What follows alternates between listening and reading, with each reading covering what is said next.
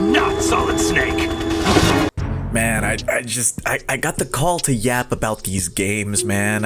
I beat Metal Gear 4 about a month ago now, and I really haven't been able to get this series out of my head. I admittedly was very anxious to start Metal Gear as a whole. I mean, I had constantly heard about it my whole life while being exposed to memes and jokes about the series and just about every passing piece of internet culture I found myself in during the early to mid 2010s. So naturally, whenever Delta got announced, I thought, yeah, you know, this will be as good a time as ever to finally get into the series. So naturally, I emulated it on PS2 because I was not giving Konami my money. You got me fucked up if you think I'm doing that shit. This is an overdub because the audio got fucked up. Konami, I paid money for your game, okay?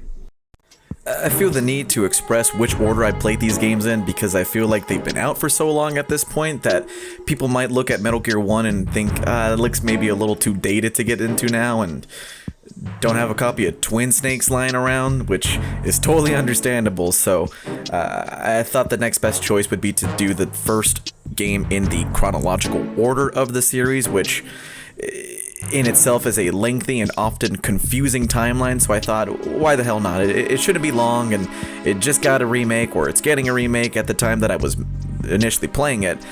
And I gotta come clean, man. This game quickly shot up my favorite games of all fucking time. Holy shit is all I can say, because holy fantastic.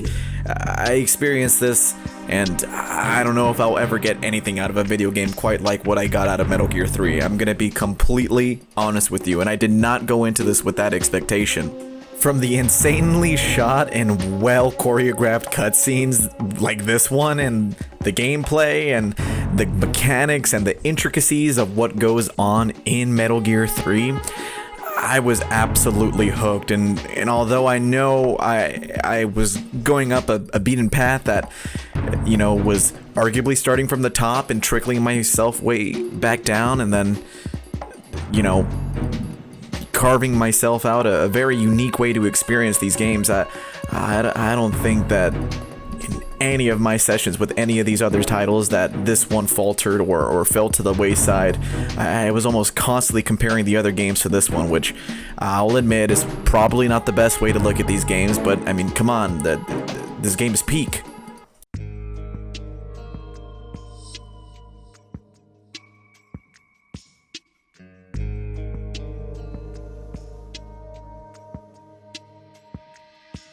Guys, I gotta come clean. I didn't play Peace Walker. It really wasn't even because I didn't want to. Hell, I got just about 2 hours into the game, and I even got through the entirety of the tutorial and beginning section. I got as far as to about the saving point of Chico, and that's when I kind of just... I was done. I don't know. I got through the first major boss, and then I got to a little bit of a stopping point because the game wouldn't let me progress past getting certain amount of troops, and I decided I just wasn't doing the grinding. So I got a little bit of a story debrief from insert channel here because I forgot the name of it. I'll look for it, I promise. And then just immediately skip past to Metal Gear 5, which, boy, would you... So, what can I say about Metal Gear 5 in like a couple sentences? It's probably the most fun I've had while being bored. And I'm so genuine when I say this, and I hope that it makes sense. I want to give this game so many backhanded compliments because, my gosh, it is just as fantastic, if not more mechanically intensive than Metal Gear 3, which, like I mentioned, I basically came right from and was thrown into the deep end. Snake moves so much more fluidly. The way that he interacts with the world is so much more cohesive than the way that Big Boss interacts with Groznygrad, and it's just, there's all these little intricate things that eventually add up to just such satisfying mechanics to eventually go ahead and get the full grasp of. And I mean, in the footage here, you guys can see you can edit pretty much every single part of your customizable fit to how you play the game and how you see fit. If you want to go in guns blazing, by all means. Obviously, this is still a stealth video game. You probably want to play this game pretty stealthy, but it gives you a lot of options to go ahead and tackle issues, which I personally really appreciate. But that does also get to the actual gameplay bit, which is still very solid. But then you start doing missions, and you realize that this is such a very different experience than what was Metal Gear 3, and obviously, like I mentioned, I was thrown in the deep end. I did not have a gradual change or, big shift in direction of how these games are spoon-fed information to me. But from what I had previously heard, a very story-centric game, I was expecting quite a bit of story. And to be fair, the game does start off very story-driven. It's quite seriously an hour and 30 of just cutscene, more interactable cutscene, but it's still exposition that the game really expects you to get. Luckily for me, as I mentioned, coming off of Metal Gear 3, I won't say one specific thing, but there's kind of one big, red, hot, sexy thing that I pointed at and went, oh, I know that, so surely this will be some type of, a little bit of correlation between these two games, hopefully I'll get it. I do know that chronologically, Peace Walker and this game take place right after one another, and so I did take that into account, as that's primarily how I was playing all of these games.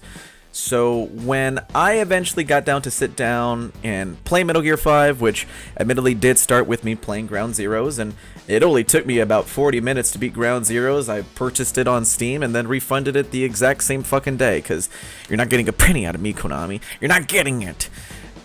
Which kind of brings me into my ultimate point, which was what I was trying to say, is, I spent a big majority of the game just kind of being bored. I don't know.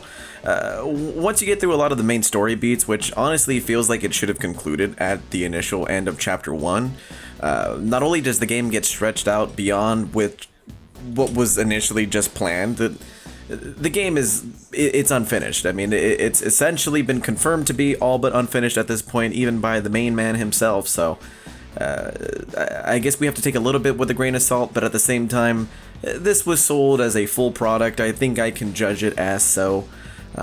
But I know that this is an open world game from 2015, but at the same time, there's just so little to do once you actually do go ahead and get most of the side operatives done, and heck, what you could consider the main story if that were to exist.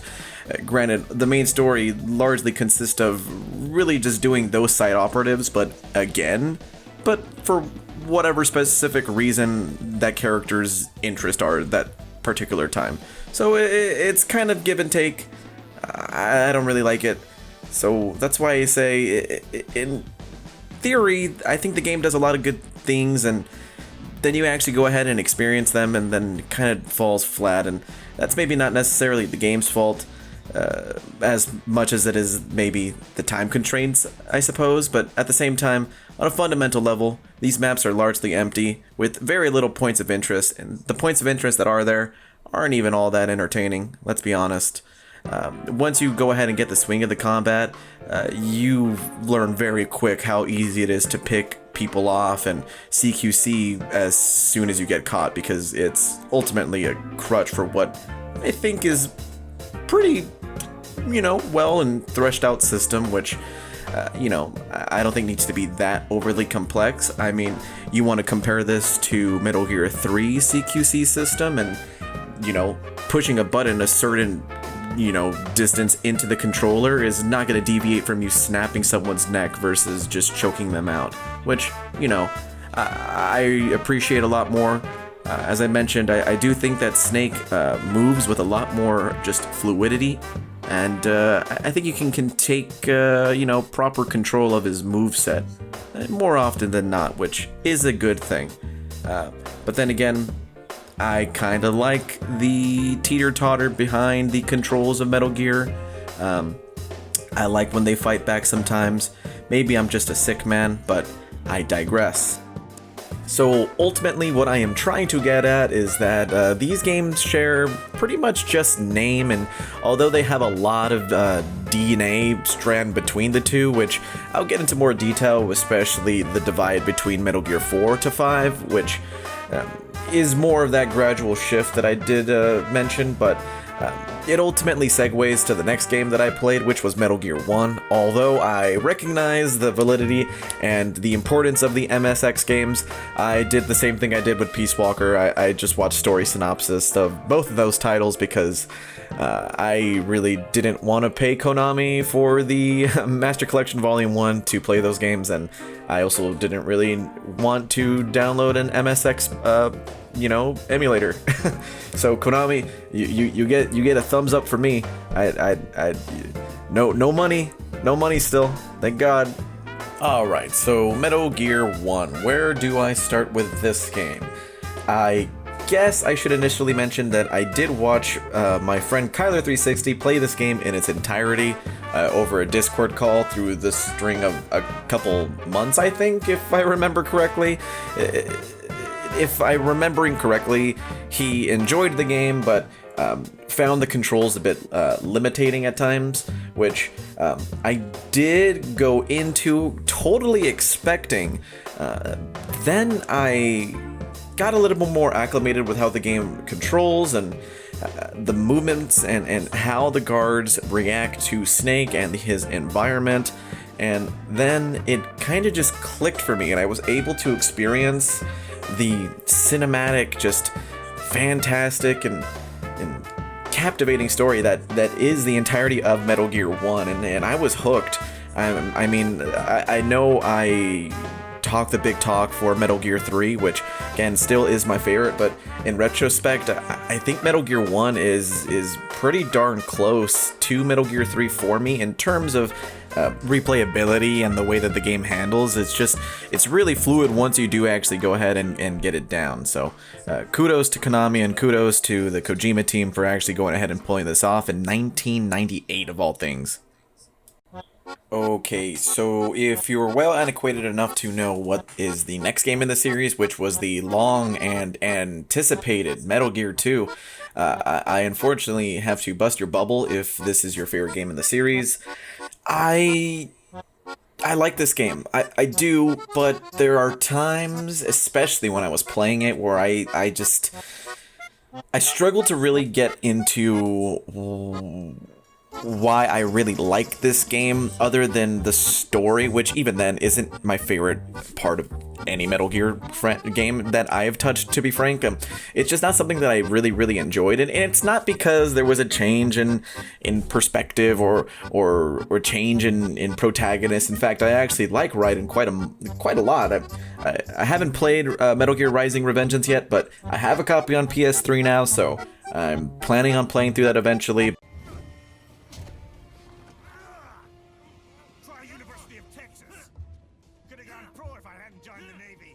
It's gonna be a little difficult to criticize this game without giving just straight up story spoilers, so I'm gonna try and give a little synopsis, or at least the most streamlined that I possibly can. I found a couple sections of Metal Gear 2 to just be absolutely repulsive.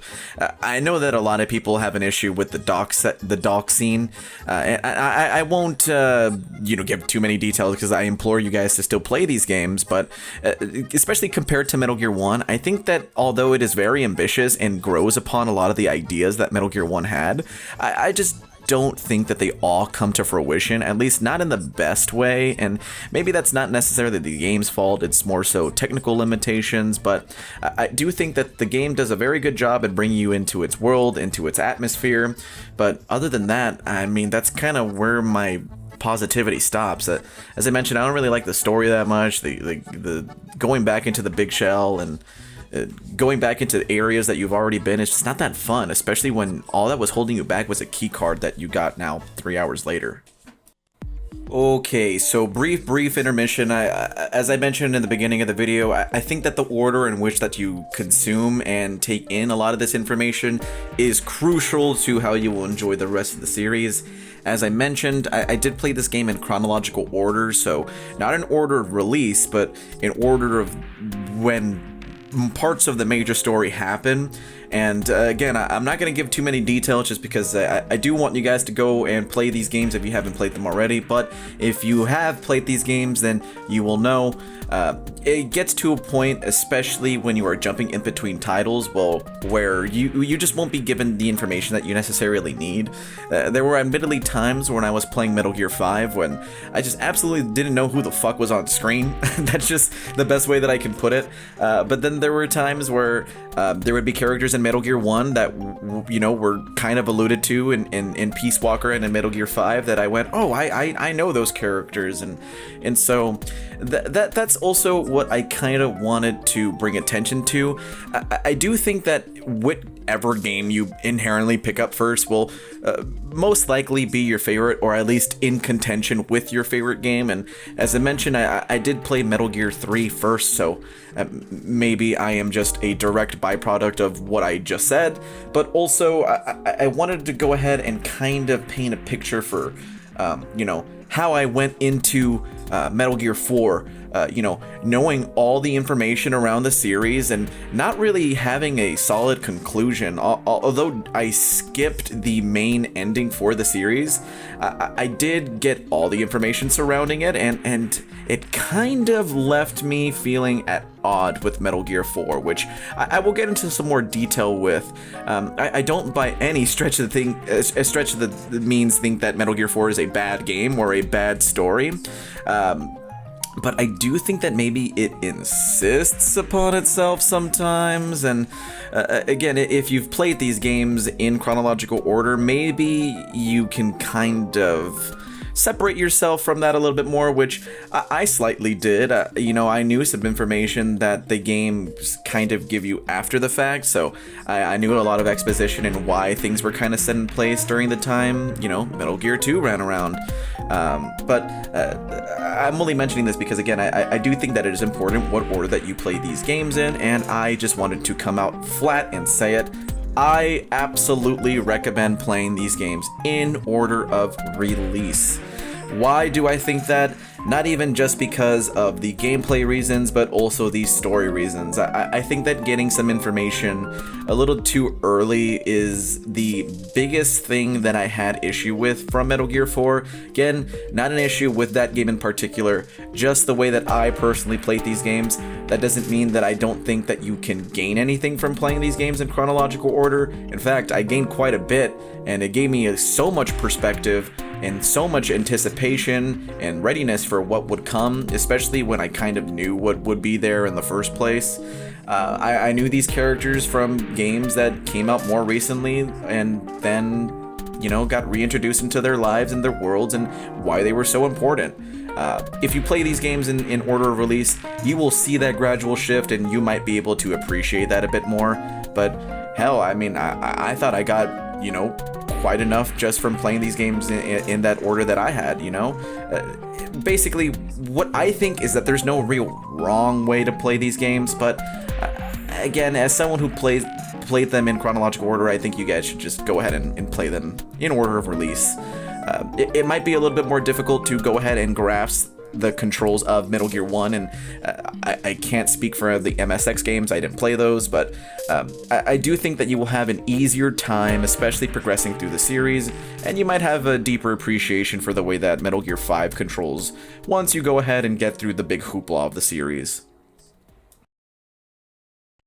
Very quickly, before we progress, I want to give a huge, massive shout out to both Voyan38 and Fizzle for gifting me a PS3 to even play Metal Gear 4. As I'm sure you guys know, the game is notoriously stuck on the PS3 console, and trying to go ahead and get it working through an emulator just was not working for me. So I waited, I think it was about 2 weeks until I finally was able to play it, and once I did, I got to admit, I was super massively excited. I had never been more excited for a video game, probably in a very long time, honestly, since like Tears of the Kingdom, which is so crazy to me because Metal Gear 3 is been out, or I'm so sorry, Metal Gear 4 has been out for so long. It's been out since 2009, so it's something that I honestly probably should have experienced when it was coming out, but it still really didn't lose its luster all these years later.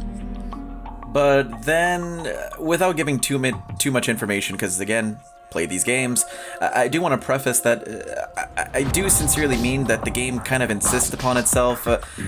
Going back and playing through individual sections of Metal Gear 4, you will quickly realize that it is all kind of just streamlined versions of the games that came before it. I mean, you quite literally go back to Metal Gear 1 in Metal Gear 4. I won't say specifically how or why, but just know that when it happens, the game will really want you to know that, oh, you have been in this place before, which is cool to a degree, but also it kind of bleeds into that just a little bit too much for my liking. But instead of it being in one section, it kind of ends up becoming the whole game. There's so many times in Metal Gear 4 where I'm like, wow, this is kind of just exactly what came before it, and admittedly, sometimes it's great, but then sometimes it's not great. Don't get me wrong, I still think that gameplay-wise, it's fantastic, but narratively, I think we're really picking at straws at this point. And granted, this far into the series, the whole real reason I was even still going was the game series story.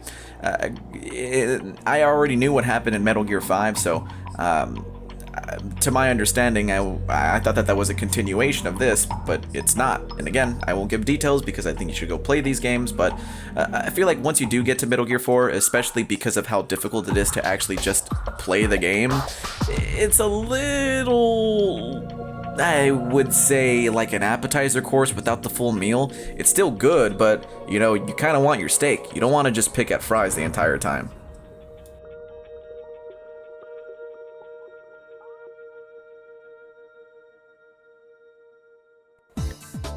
Okay, so why did I even sit down and make this video? Mostly, again, because I wanted an excuse to talk about Metal Gear, but also because I want to just kind of state how important I think these games are.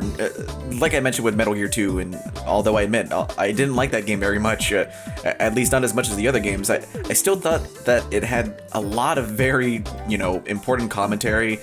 I thought it was just as relevant as it is now than it probably admittedly was at the time. And in retrospect, you can see so much of this series with rose-colored glasses, but at the same time, I feel like time has been really, really kind to these games. I mean, you get a lot of these games from what you put into them. If you apply yourself and you really challenge yourself with a lot of the game mechanics, and you learn a lot of the little intricacies of how these games move and the differences between the two, you will have a fantastic time. There was very little issues I had with the entirety of Metal Gear. Obviously, there is a learning curve. You do need to understand and recognize that these games are from a bygone era, but at the same time, they're still very playable and still so enjoyable. Down to the gameplay, the story, the characters, and simply the world that these games reside in. It's fantastic all around, and I implore you, play these games.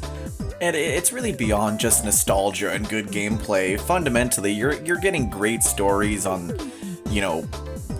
pieces of art that really push the medium forward.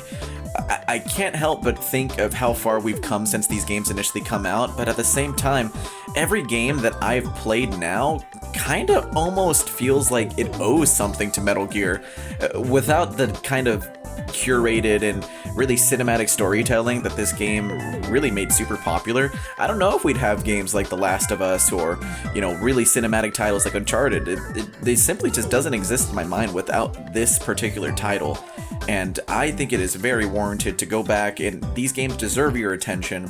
They have just as much as they have to say now than they did when they came out. Ignore the issues and the jank. You will get over it so long as you stick with the series. It is very, very kind to you.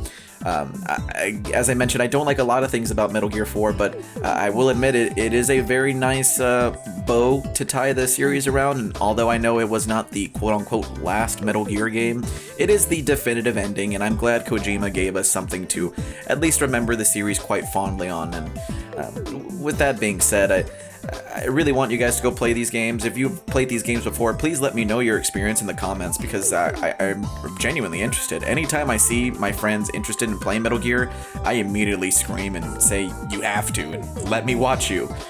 Essentially, I just want to preface, I think that these are very, very important games. They're still worth your time and have so much commentary that's just as relevant as it is now than it was at the time of their releases. Play these games. Please, please, please play these games.